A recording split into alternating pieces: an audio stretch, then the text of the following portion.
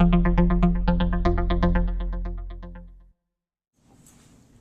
I'm Heather Gerken. I'm the J. Skelly Wright Professor of Law at Yale Law School, and my specialties are constitutional law and election law. And today at the Democracy Seminar at the Ash Institute, I'm going to talk about proposing a new field of study for election scholarship.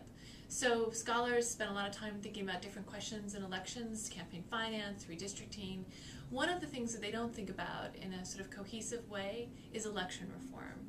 And so today I want to talk about why I think it's a mistake not to think about election reform in a more systematic way, and I want to propose an overarching theme that I think ought to be the subject of scholarship in this area, which is harnessing politics to fix politics. For almost all the work on election reform has hewed to a particular conventional wisdom, and the conventional wisdom goes something like this. The big problem in politics is that the foxes are guarding the henhouse, that self-interested politicians are making the rules by which elections run.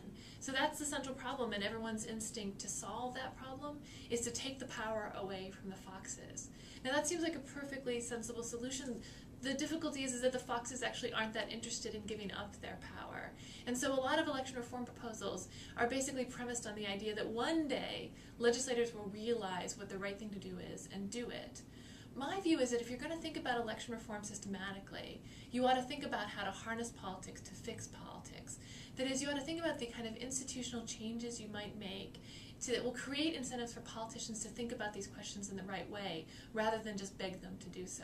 So the big theme of my talk will be ways in which we can make politicians think in the interest of voters on these questions, how we can harness their political interests to serve the interests of voters.